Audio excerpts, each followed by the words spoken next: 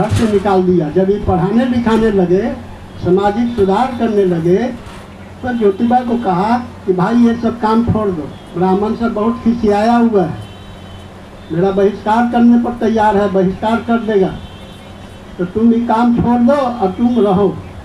तो ज्योतिबा ने कहा कि हम आपका साथ घर छोड़ देंगे, लेकिन पढ़ाने लिखाने और समाज सुधार का काम नहीं करेंगे।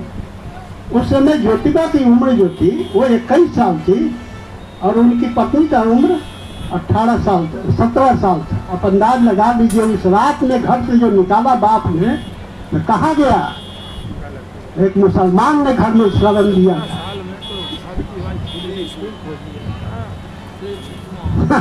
हम और आप अपने रिश्तेदार को तो दे ही नहीं सकते हैं। एक मुसलमान पढ़ाया व्यक्ति ने ज्योतिबा को और उसकी पत्नी को, जो कि राज सत्ता और धर्म सत्ता से निकाला हुआ लोग था, उसको अपने घर में शरण देने की हिम्मत की। बहुत बड़ी बात है, याद रखिए। ऐसी कई घटनाएं घटी हुई ज्योतिबा की जिंदगी में और बाबा साहब की जिंदगी में कि मुसलमानों ने उनकी मदद की है और खुलकर मदद किया है। इसलिए मुसलमान से कभी नफरत नहीं करना चाहिए। मुसलमान भारत का ही, हमारे आपके जैसा ही मूल निवासी है। उसका डीएनए और हमारा डीएनए एक है।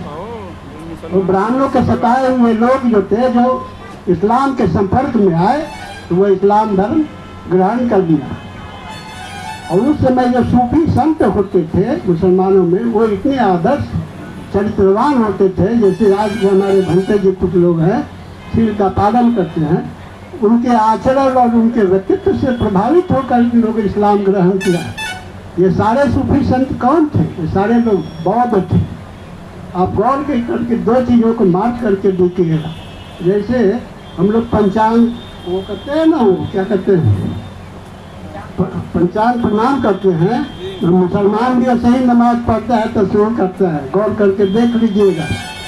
और दूसरी बात है कि जो स्तूप पूजा है हम लोगों में, वहाँ भी मजार पूजा है। ये स्तूप का ही प्रभाव है। और आज से आप 500, 700, 1000 वर्ष पहले का इतिहास खोज के देखिएगा, तो सारे कोई मुसलमान नहीं था, सारे बौद्ध थे।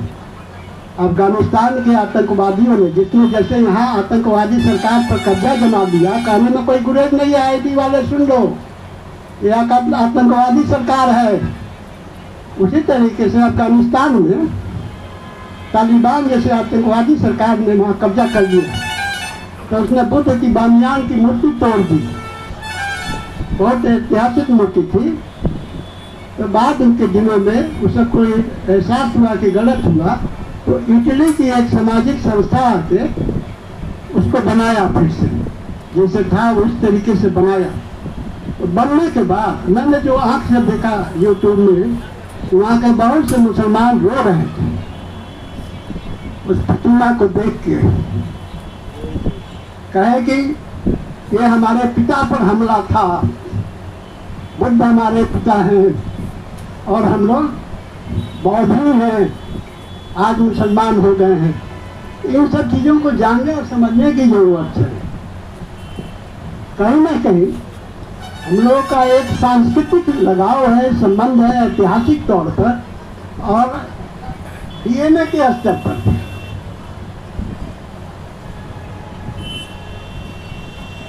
ज्योतिबा को मुसलमानों ने बहुत मदद की। जब ज्योतिबा ने अपनी पत्नी को पढ़ाया, क्योंकि स्कूल में शिक्षक नहीं मिलते थे, पुरुष भी नहीं मिलते थे, उस जमाने में पढ़ने की संस्कृति ही नहीं थी। लाख कोशिश करने के बावजूद में अंग्रेजों ने बहुत स्कूल खोला, बंद हो जाते थे। कलकत्ता में पहला स्कूल खोला गया था महिला के द्वारा, वो अंग्रेज महिला ने खोली थी महिला के लिए, नहीं चला, बंद हो गया। ये ज्योतिबा का ही व्यक्तित्व है। वो अपने बूते से, पैसा है, वो सोच लीजिए ना भाई कि रात में उसको घर से निकाल दिया गया तो पैसा कहाँ रहा होगा। उसका एक दोस्त था, नाम गुवांडे, पूरा नाम सदाशिवराव गुवांडे। उसने उसकी नौकरी करता था, उसने उसकी मदद की। कुछ तब तक मालूम हो गया था कि सामाजिक कार्य करते हैं ज्योतिबा, उनको कहीं से चंदा वगैरह मिला और किसी ने घर दे दिया अपने, भूडे की हवेली जिसका नाम है, वहाँ उन्होंने स्कूल खोला। कुल मिला जुला के ये है कि इतनी कम उम्र में 5 साल के अंदर में उन्होंने 18 स्कूल खोल दिया था। और उसको चलाने के लिए स्कूल में टीचर चाहिए था। शुरू में तो अपने पढ़ाते थे, तब तक वो अपनी पत्नी जो निरक्षर थी, जब उसको पहली बार किताब छुआए थे ज्योतिबा, तो वो एकदम जैसे कि लगे कि